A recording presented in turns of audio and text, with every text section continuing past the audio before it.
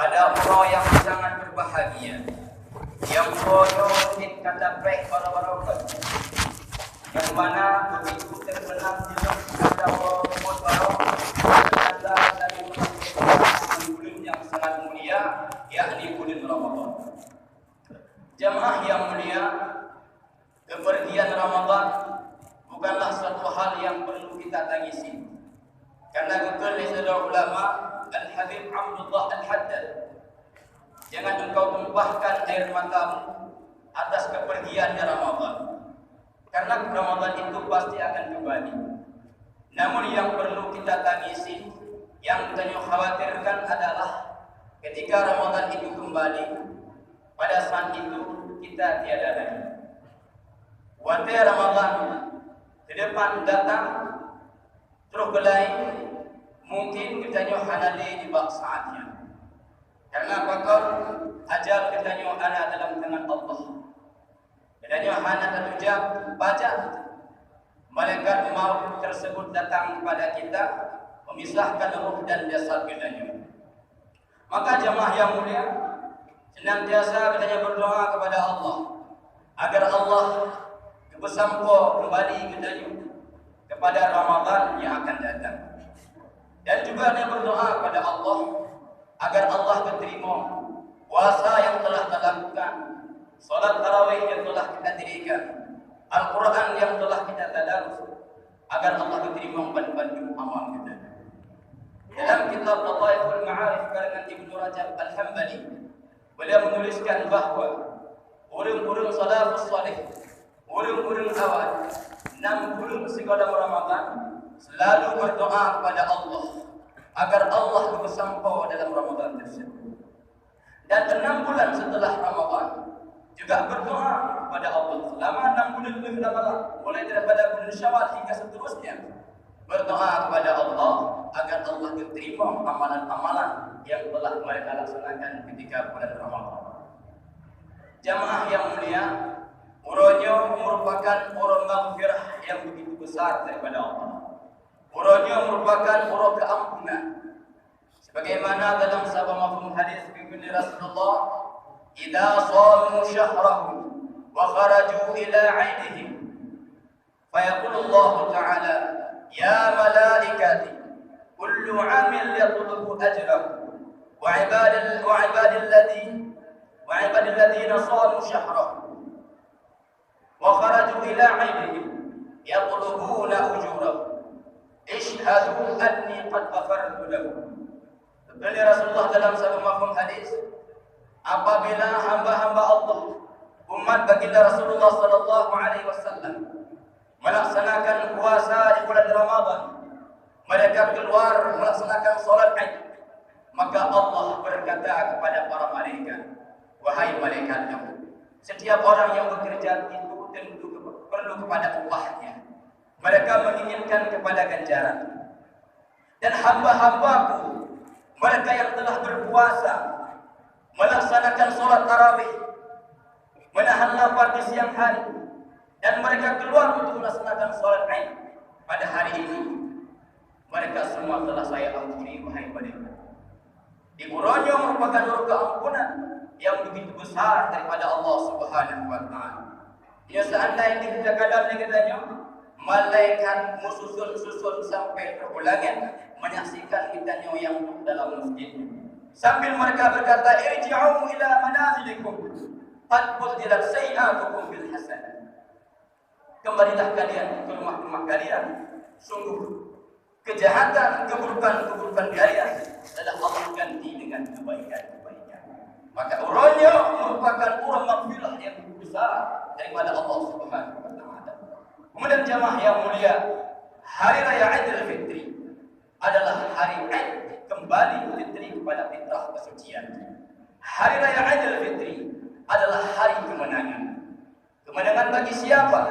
Kemenangan bagi orang-orang yang beriman. Kemenangan bagi orang Islam yang mereka telah berpuasa selama bulan Ramadan, yang mereka telah menghabiskan waktu dengan Al-Quran, yang mereka telah menghabiskan waktu bermunajat kepada Allah di kala malam hari. Namun jamaah yang mulia, hari ini bukan hari kemenangan, bagi orang-orang yang tidak melaksanakan perintah Allah di ketika bulan Ramadan. Kemudian uronya juga merupakan uro kemenangan bagi orang-orang yang telah meraih predikat ketakwaan. Karena tujuan melaksanakan Ramadan tersebut adalah untuk meraih predikat ketakwaan. Ya ayyuhalladzina amanu kutiba alaikumus shiyam kama kutiba 'alal ladzina min qablikum la'allakum tattaqun. Allah perintahkan puasa terhadap kedayu. Tujuannya adalah meraih ketakwaan. Nah, jamaah yang mulia, ketika berlalunya Ramadan, ketakwaan itu tidak kita raih. Bahkan di Ramadan lebih parah daripada segala Ramadan. Maka ketahuilah kita telah gagal dalam menjalani perintah Allah di ketika bulan Ramadan. Namun bila seandainya ketakwaan itu kita raih setelah Ramadan, pada hakikatnya kitalah orang yang menang, orang yang telah berhasil menunaikan perintah Allah Subhanahu wa taala di ketika bulan Ramadan. Mengawal bulan Ramadan, sungguh-sungguh saja ke masjid, melaksanakan sholat jamaah. Leh Ramadan, damai masjid dan jamaah yang mulia, usahakan leh Ramadan itu amal kita semakin meningkat kepada Allah Subhanahu wa taala, terutama adalah sembahyang 5 waktu. Karena hanya ampunan bagi Allah taala terhadap orang-orang yang meninggalkan salat 5 waktu. Bahkan menyatakan dalam mazhab yang lain, hukum tinggal sembahyang itu adalah mutlak, yang mengatur. Tapi orangnya terkadang umat Islam di mana-mana telah meninggalkan solat. Yang solat itu merupakan tiang daripada agama. As-salatu umududdin. Solat itu adalah tiang agama. Ketika seseorang meninggalkan solat perintah Allah Subhanahu wa taala, secara tak langsung dia telah menghancurkan agamanya sendiri. Dan solat yang paling utama kita lakukan adalah dengan cara berjamaah. Salatul jamaah afdalu min salatil fardhi bi 27 derajat. Solat berjamaah lebih utama daripada solat sendiri sebanyak 27 derajat. Dan semayang sudah di rumah merumpuk satu pahala, dan semayang di masjid merumpuk 27. Dan terkadang dalam sejarah dalapan panjang kita, hana menjadi sahabat pun yang meninggalkan solat berjamaah. Rasulullah senantiasa solat berjamaah. Para sahabat, bena sahabat senantiasa melaksanakan solat berjamaah. Ulama-ulama salafus saleh, para tabi'in, mereka sangat memprioritaskan solat berjamaah. Tetapi fenomena terkadang menurut rata masjid terkadang tidak masuk. Sekitar 5 bulan yang kau ikut dakwah ketika pusing dulu. Yang pernah dia silaturahmi dalam sebuah masjid, jangankan solat 5 waktu berjamaah, ialah pelanunya Jumat malam yang jadi 15. Pada terus masjidnya banyak yang sampuh. Jamaah yang mulia, maka macam-macam bencana dan bala Allah berikan kepada umat Islam hari ini. Kenapa? Dikarenakan solat jamaah tidak ditegakkan. Karena masjidnya merupakan jantung daripada nangro. Di ketika masjid makmur, kampung makmur. Di ketika nangro di masjid makmur, maka nangro itu akan makmur. Tapi jino nangro bedanya kacau balau, kampung bedanya kacau balau, bahkan karena masjid besar. Jamaah yang mulia, salah satu nangro Islam yang sangat disegani orangnya adalah yang berikut. Karena bahkan Presiden Erdogan, beliau sangat memprioritaskan, mengutamakan para rakyatnya, bahkan para pejabatnya untuk memakmurkan masjid. Maka bila kita ingin nangro bertanya aman, kembali kita memakmurkan masjid, kita raih ketakwaan daripada Allah Subhanahu wa taala. Jamaah yang mulia, ketakwaan kepada Allah akan kita raih bila seandainya hubungan baik kita dengan Allah Ta'ala betul dan hubungan baik dengan sesama manusia betul. Hendaknya senantiasa berjaga hablum minallah, melaksanakan perintah Allah Subhanahu wa taala, mulai daripada sembahyang, puasa, zakat, ibadah-ibadah yang lain yang menyangkut dengan Allah Ta'ala. Namun jamaah yang mulia, yang perlu kita perhatikan adalah hablum minannas, hubungan kita dengan sesama manusia. Hebat dan kita melakukan ibadah. Hai haji nak padunggo, dah sujud jatuh di musala, hampir Allah di musala, mau bertanya sampai hitam. Namun bila hubungan dengan sesama manusia besar, Allah Ta'ala akan ditolak amal. Maka jamaah yang mulia, marilah sama-sama kita kembali meningkatkan persatuan kita di dalam kehidupan. Karena kehendak Allah Subhanahu wa taala dalam Al-Qur'an, "Innamal mu'minuna ikhwah." Hanya saja orang-orang beriman itu bersaudara. Ikhwatun, teks dalam bahasa Arab bermakna saudara kandung. Oleh ulama balaghah, beliau menguraikan di sini ada yang namanya tasbih baligh. Ini orang nabut balaghah mufhum bahwa di ikhwatun tersebut ada namanya tasbih baligh. Sebuah ada tasbih dan wajah syabah. Bermakna apa? Innamal mu'minuna ka ikhwah. Hanya saja orang-orang beriman itu bagaikan saudara kandung. Hubungan saudara umat Islam, walaupun berbeda negara, berbeda bangsa, berbeda suku, berbeda bahasa, dan berbeda warna kulit, tetap keduanya diikat oleh persaudaraan, yaitu dengan kalimah la ilaha illallah Muhammadur Rasulullah. Lam hati long tuan na kalimah la ilaha illallah, dan lam hati urusilun juga na kalimah la ilaha illallah. Lam hati saudara ditanya yang mana di penghujung dunia sekalipun, bila ada kalimah la ilaha illallah, pada hakikatnya kita adalah bersaudara. Innamal mu'minuna ikhwah. Seorang ulama menjelaskan mufhum semakin tinggi keimanan seseorang, akan semakin tinggi rasa persaudaraan dalam hatinya. Semakin rusaknya persaudaraan dalam kehidupan seseorang, maka semakin rusaknya keimanan yang ada pada diri. Bila dalam hati hanya kasih sayang terhadap sesama, maka pada hakikatnya iman kita telah rusak kepada Allah Subhanahu wa taala. Jamaah yang mulia, Rasulullah sallallahu alaihi wasallam mengatakan, "La yu'minu ahadun hatta yuhibba li akhihi ma yuhibbu li nafsihi." Tentunya Rasulullah tidak akan beriman. La disinilah kamaliyah. Tidak akan sempurna iman salah seorang kalian hatta yuhibba li akhihi ma yuhibbu li nafsihi, sehingga dia suka, cinta terhadap saudara-saudaranya, ma yuhibbu li nafsihi, apa-apa yang dia suka pada dirinya. Kedanya hanya galak. Kita tidak ingin kalau nama baik kita dicemarkan, dijatuhkan oleh orang lain. Hal yang sama juga tidak kita inginkan terjadi pada saudara kita. Tidaknya hanya galak ketika orang lain memfitnah dan dengki kepada kita. Hal yang sama juga tidak kita inginkan terjadi pada saudara kita. Sehingga hal kitanya hanya terpulut nanggap, sehingga kita tidak memfitnah orang lain. Kita tidak ingin kalau orang lain menzalimi diri kita. Hal yang sama juga hanya kita inginkan terjadi pada saudara kita. Sehingga kita tidak berani untuk menzalimi orang lain. Jamaah yang mulia, mahabbah kasih sayang antara umat Islam ini merupakan syarat untuk masuk surga. Dalam hadis yang sahih dari Rasulullah, la tadkhulul jannah hatta tu'minu wa la tu'minu hatta tahabbu. Kalian semua tidak akan masuk dalam surga hatta tu'minu, sehingga kalian beriman kepada Allah. Wala tu'minu hatta tahabbu. Dan ketenyahan dihitung oleh Allah sebagai orang yang beriman sehingga kita saling berkasih sayang.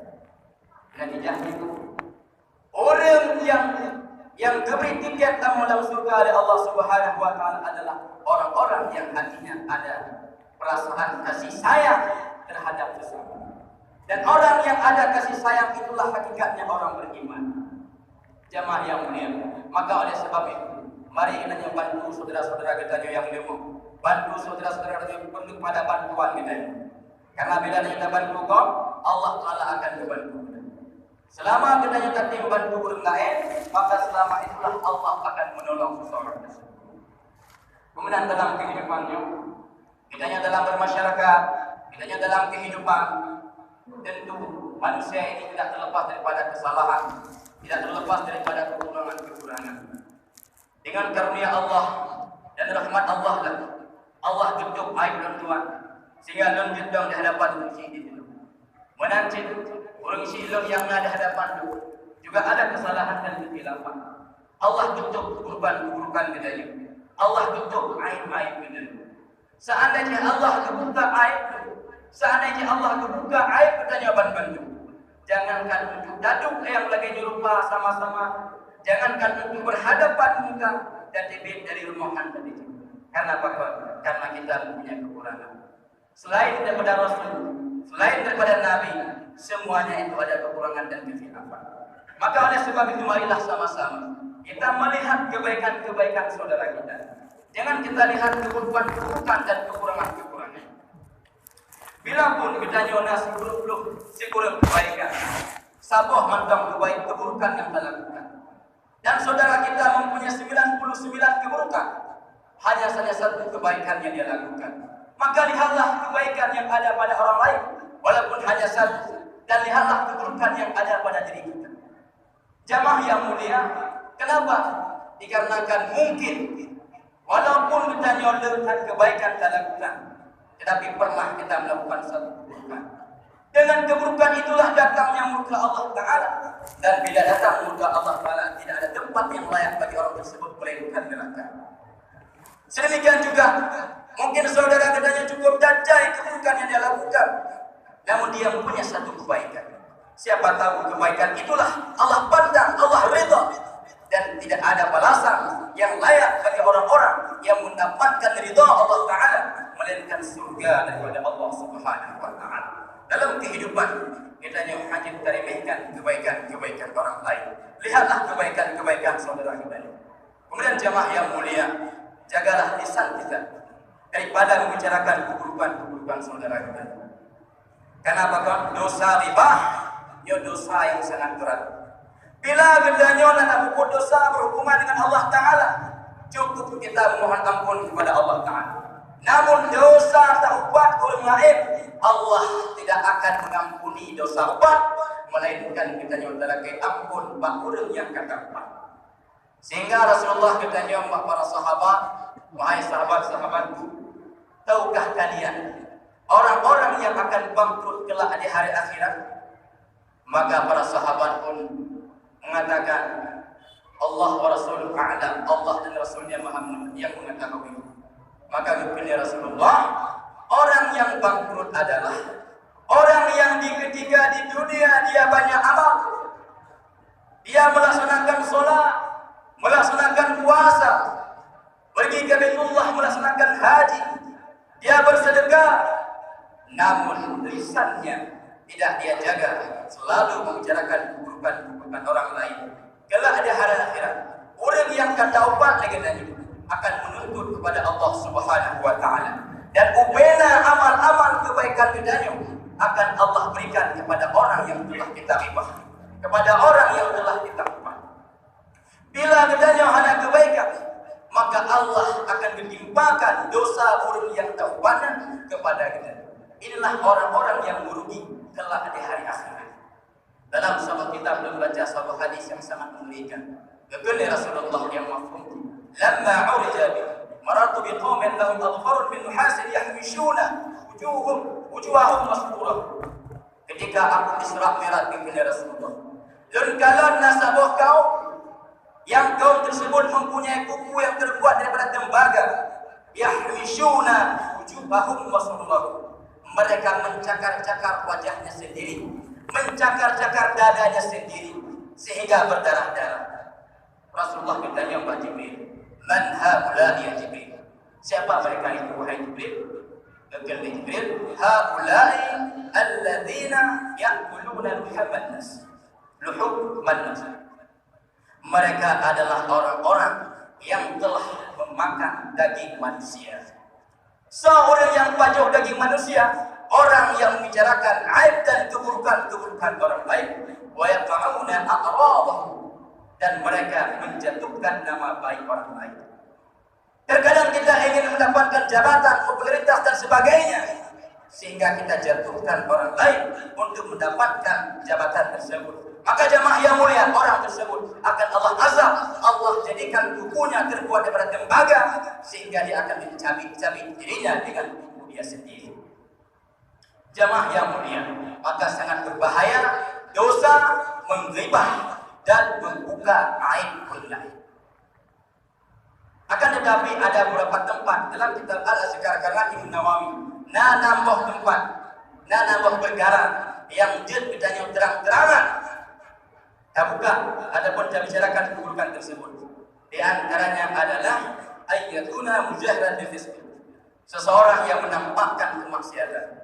Ibu pun kemaksiatan secara terang-terangan. Kezaliman dipertontonkan kepada rakyat, maka rakyat tidak boleh diam. Tidak boleh diam hanya ditahi. Ketika ada pemimpin yang menzalimi rakyat, kita harus bangkit. Kita harus bangkit melawan kezaliman-kezaliman. Ini pertontonkan kepada rakyat. Ini bukan riba. Dan ini kewajiban. Ini adalah jihad yang sangat besar. Ketika ada pemimpin yang menzalimi rakyat, rakyat berhak untuk melawan kezaliman tersebut. Jemaah yang mulia, berikutnya senantiasa kita berbaik sangka kepada saudara-saudara kita.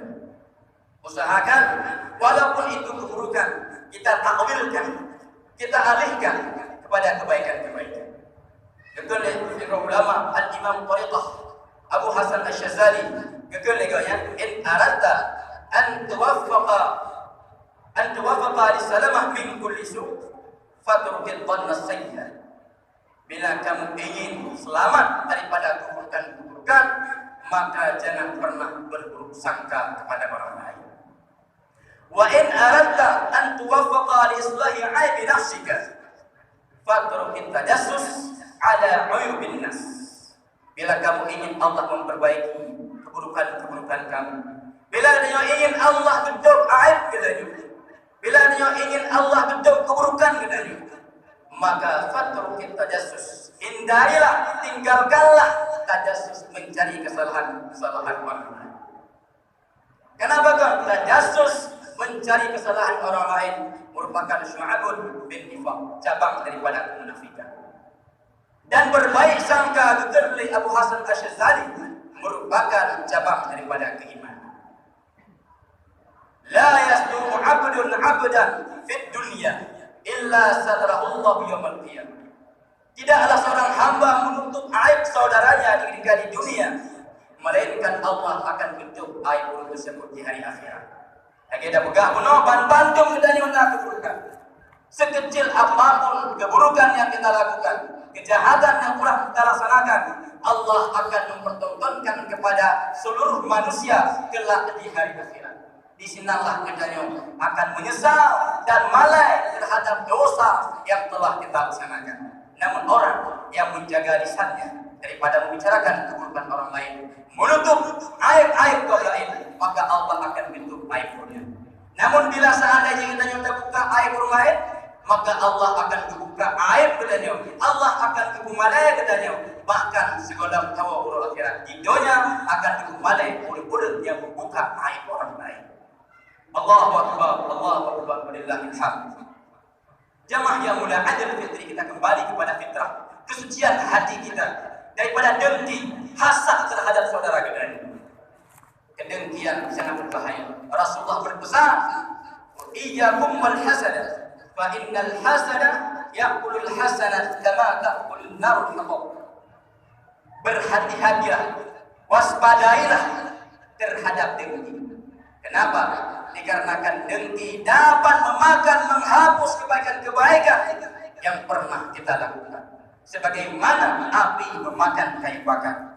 Hebat tanda ibadah, sungguh-sungguh dah terlaksanakan perintah Allah Ta'ala, namun dalam hati masih ada bongkahan, masih ada titik kedengkian, maka Allah Ta'ala akan menghapus kebaikan-kebaikan yang pernah kita lakukan.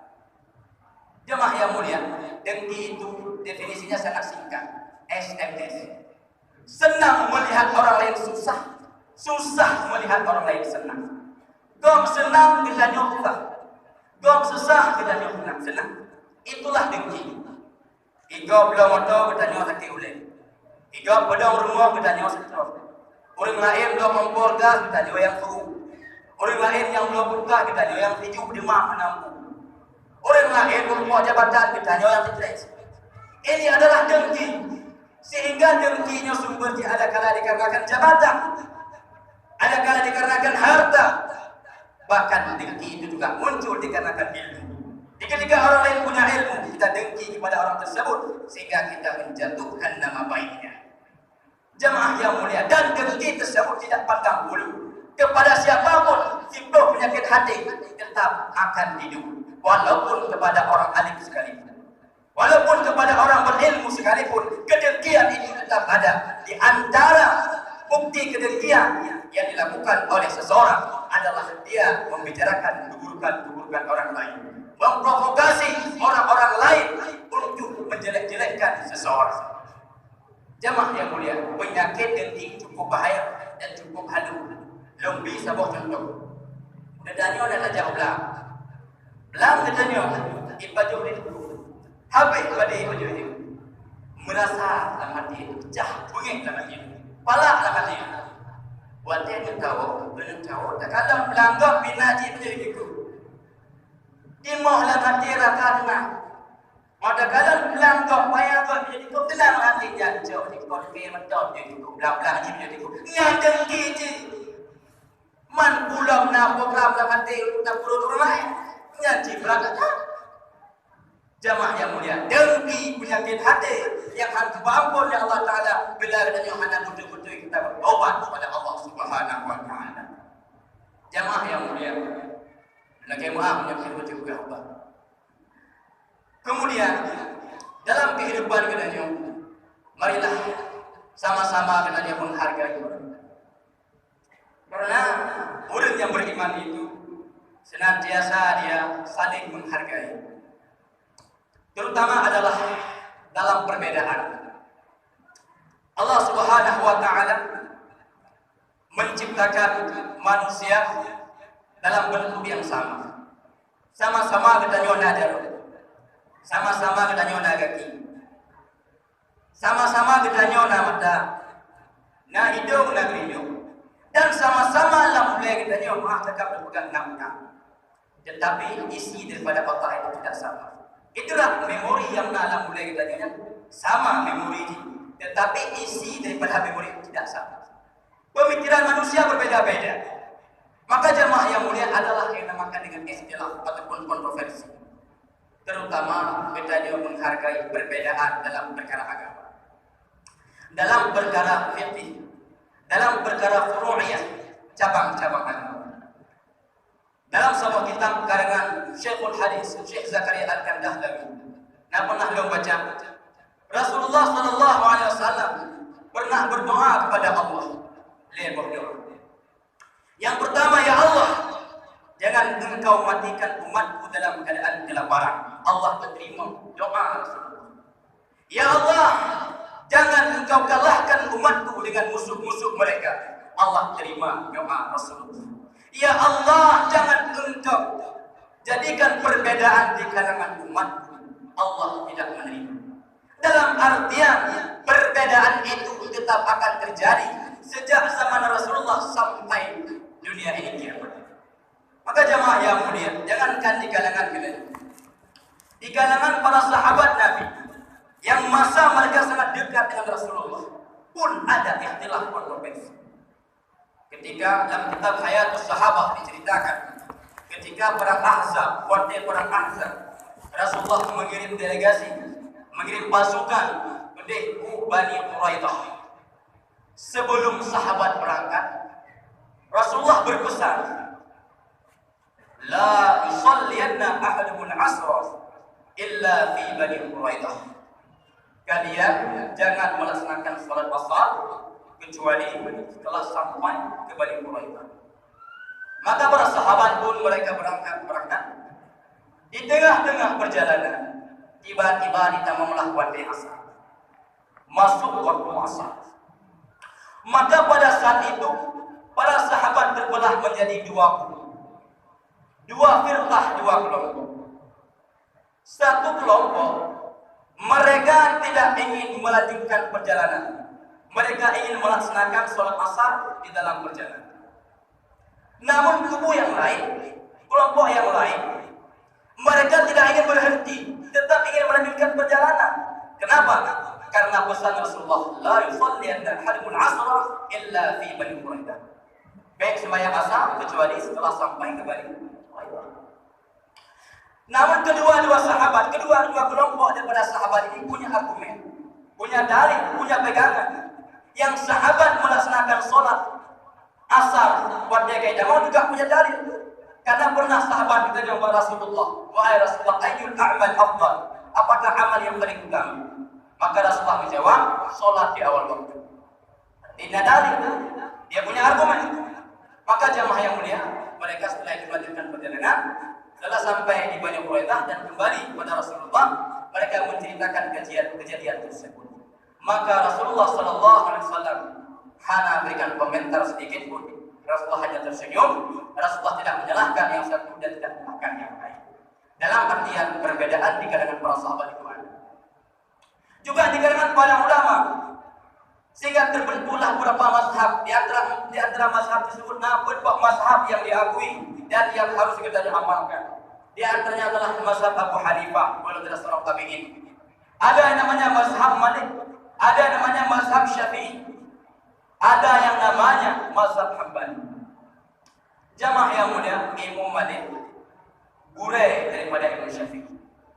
Tetapi antara guru dengan murid mereka ada kontroversi. Imam Malik nama mazhab, Imam Syafi'i nama mazhab. Antara Imam Syafi'i dengan Imam Ahmad bin Hanbal, Imam Ahmad bin Hanbal murid daripada Imam Syafi'i. Tetapi antara Syafi'i dengan Hanbali mereka ada kontroversi. Adakah dengan perbedaan itu berujung kepada pertengkaran? Tidak ada. Di kalangan para ulama tidak seperti itu. Mereka menghadapi perbedaan dengan toleran. Sehingga dalam sebuah buku yang baca kisah 4 mazhab. Imam Malik gaknya cukup sayang ke Imam Syafi'i. Bahasa Allah gaknya dia silaturahmi menziarahi muridnya sendiri di kediaman Imam Syafi'i. Maka jamaah yang mulia, Imam Malik bermalam di tempat Imam Syafi'i. Waktu subuh, maka Imam Syafi'i mempersilahkan Imam Malik agar menjadi imam, mengimami sholat. Cobalah kalian tingkah para. Maka Imam Malik yang dalam mazhab Maliki kunut tidak disilahkan. Dalam mazhab Syafi'i kunut sunnah muakkad. Imam Malik beliau berpendapat kunut itu tidak sunnah. Namun tatkala beliau menjadi imam, beliau tetap membaca kunut. Kenapa? Menghargai Imam Syafi'i. Sebaliknya, ketika Imam Syafi'i berziarah, bersilaturahmi ke tempat Imam Malik, maka Imam Malik pun mempersilahkan sang murid untuk menjadi imam Syafi'i. Namun Imam Syafi'i tidak membaca kunut. Kenapa? Karena menghargai sang murid. Jamaah yang mulia, perbedaan itu akan terjadi di kalangan keduanya. Bacaan doa iftitah berbagai macam hadis. Berbagai macam hadis tentang bacaan iftitah. Ya Allahu Akbar kabira, na inni wajhtu mantab dan sebagainya. Sampai-sampai terus sembahyang tarawih. Dalam mazhab Syafi'i sembahyang tarawih 20 rakaat. Tetapi ada kalangan umat Islam yang sholat tepat. Apakah perbedaan kontroversi 8 dan 20 sehingga dampak nyopet? Yang 20 Anda harus berpegang teguh kepada pendapat Anda bahwa sholat tarawih itu 20. Yang 8 juga sedemikian. Yang baik dan yang salah menyalahkan, sesat menyesatkan.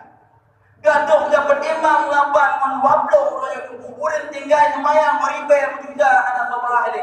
Hana launa bukan bahasa, hana launa bukan musyawarah di cara orang-orang yang nama orang kubin mayang hana. Yang nak pakai, yang nak dakwah, yang nak terjadi masalah waktu mendapatkan. Masalah awal Ramadan, nah yang awal puasa, nah yang tidak puasa, itu silahkan menurut keyakinan masing-masing. Dalam ru'yah, cabang-cabang agama, tanda cara ibadah, kita harus toleransi. Kita harus saling bergelapang dada. Karena maka persatuan itu lebih baik daripada perpecahan. Baik tak mudah pendapat yang betul. Ketika ada kelompok yang lain kita salahkan, tidak sedemikian. Dalam metode ibadah, dalam metode dakwah itu berbeda-beda. Maka kita harus menghargai perbedaan tersebut. Kecuali dalam hal usuliyah. Usuliyah adalah dasar-dasar agama. Masalah etika, masalah ketauhidan, kita tidak boleh bergandengan tangan, tidak boleh kita toleransi terhadap orang-orang yang berbeda etikatnya dengan kita. Paham Ahlus Sunnah wal Jamaah.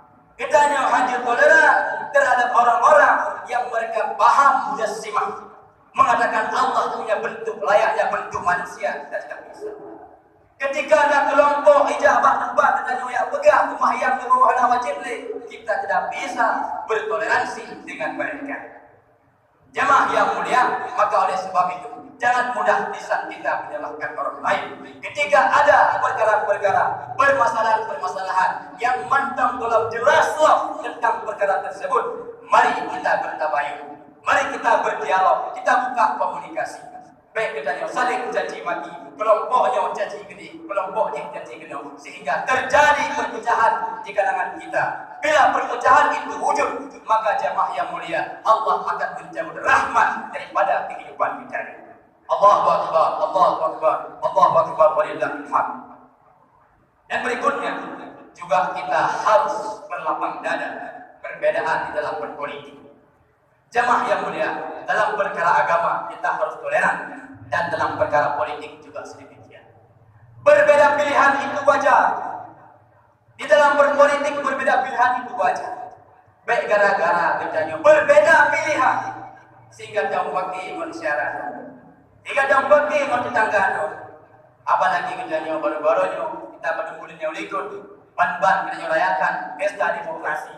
Tentu ada beda-beda pilihan di dalam masyarakat kita. Apakah dengan berbeda pilihan itu sehingga kita putuskan tadi persaudaraan? Tidak seperti itu. Terkadang sebuah meja di putih yang pakai ini.